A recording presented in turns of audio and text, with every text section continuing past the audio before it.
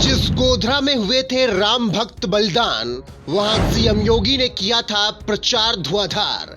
राम भक्तों के बलिदान से हुई थी गोधरा लाल। देखिए आज गोधरा में क्या है बीजेपी का हाल।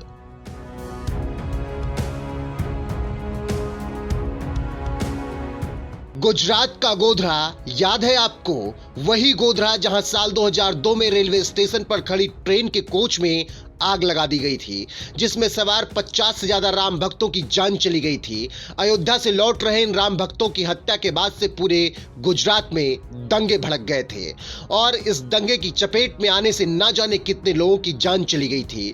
आज इसी खौफनाक घटना को 20 साल हो गए, लेकिन जब भी चुनाव आता है गोधरा का जिक्र आज भी जरूरी हो जाता है। इस बार भी जब गुजरात में चुनाव हुआ तो बीजेपी ने यूपी के मुख्यमंत्री भगवाधारी योगी आदित्यनाथ की एक रैली गोधरा विधानसभा क्षेत्र में भी आयोजित करवाई।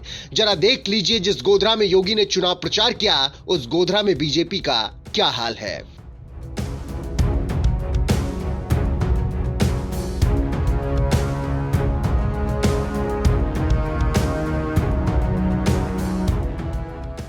उत्तर प्रदेश के मुखिया योगी आदित्यनाथ की पहचान एक भगवाधारी नेता के तौर पर है, जो ताल ठोक कर हिंदुत्व और हिंदुस्तान के मुद्दे पर बात करते हैं।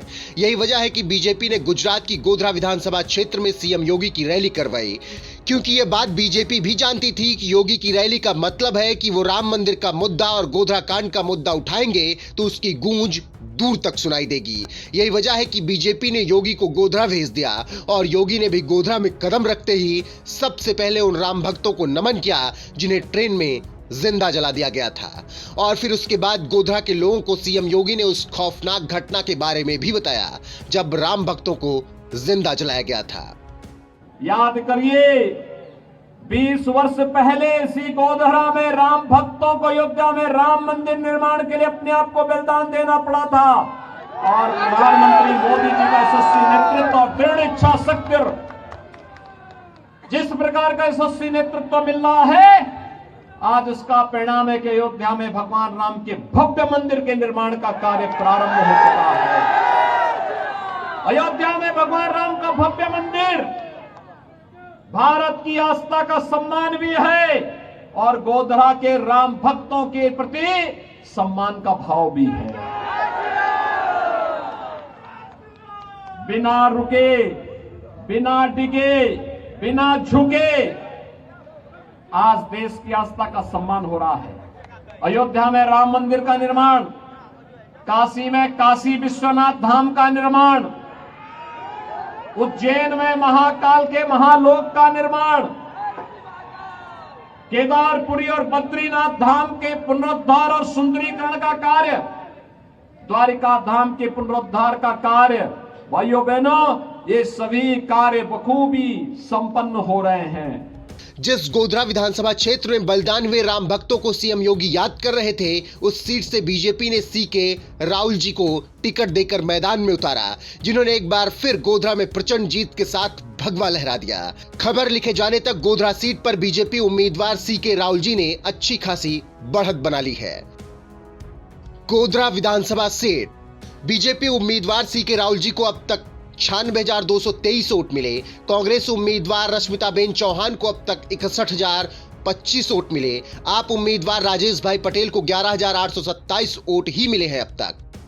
ये आंकड़े बता रहे हैं कि बीजेपी उम्मीदवार सीके राहुल जी ने गोधरा विधानसभा सीट पर अच्छी खासी बढ़त बना ली है, यानी गोधरा में सीएम योगी का चुनाव प्रचार करना सफल रहा और बीजेपी उम्मीदवार सीके राहुल जी जीत की ओर बढ़ रहे हैं। आपको बता दें कि बीजेपी ने सीके राहुल जी को गोधरा से इसलिए टिकट दिया क्योंकि सीके राहुल जी इस सीट से लगातार 3 बार चुनाव जीत चुके हैं।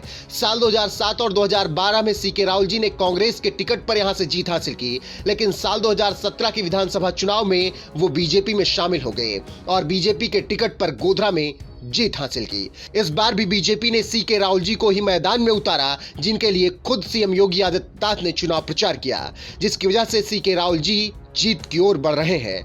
बहरहाल गोधरा में बीजेपी की जीत पर आपका क्या कुछ कहना है, अपनी राय कमेंट कर हमें जरूर बताएं। साथ ही गोधरा रैली में सीएम योगी आदित्यनाथ ने क्या कुछ कहा था, आइए आपको सुनाते हैं। दिलीप भाई देसाई जी,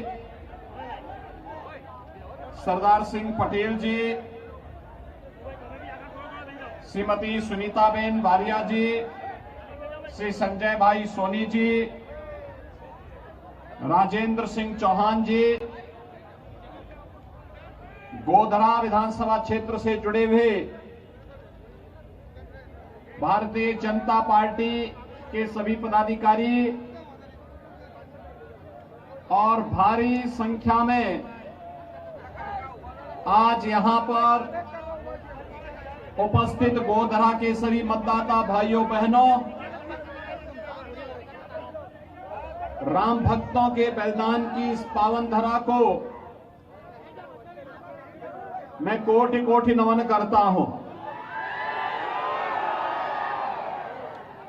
इस जनपद में पवित्र शक्तिपीठ पावागढ़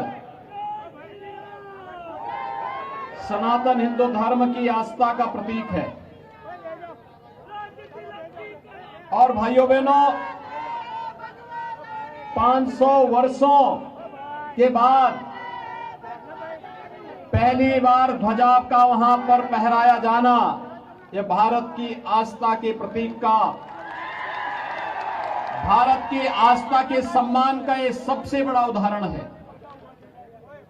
और इसीलिए इस अवसर पर आज के इस रोड शो कार्यक्रम को आप लोगों ने जो उत्साह दिखाया है, मैं इसके लिए आप सभी गोधरा वासियों का हृदय से अभिनंदन करते हुए इस धरा को कोटि कोटि नमन करता हूं। भाइयों बहनों, गुजरात विपरीत परिस्थितियों से जूझते हुए आगे बढ़ा है, देश को एक नई प्रेरणा दी है। नेतृत्व विषम परिस्थितियों में नेतृत्व देने की क्षमता अर्जित किया है और ये पहली बार हुआ है गुजरात की धरा ने देश की आजादी के महानायक राष्ट्रपिता महात्मा गांधी थे तो भारत की धरती के एकीकरण के शिल्पी लौह पुरुष सरदार वल्लभ भाई पटेल भी इसी धरा धाम की इसी माटी की देन है। भाइयों बहनों, सरदार साहब के दृढ़ इच्छा शक्ति के सामने जूनागढ़ के नवाब को नाक रगड़नी पड़ी थी। हैदराबाद का निजाम जो घुड़की दे रहा था उसको भी हैदराबाद रियासत को भारत गणराज्य का हिस्सा बनाना पड़ा था, अन्यथा उसने पहले ऐलान कर दिया था हम भारत गणराज्य में शामिल नहीं होंगे। सरदार साहब ने कहा था कि ठीक है, चिंता मत करो, मैं वहीं आके इसको शामिल करवा लेता हूं।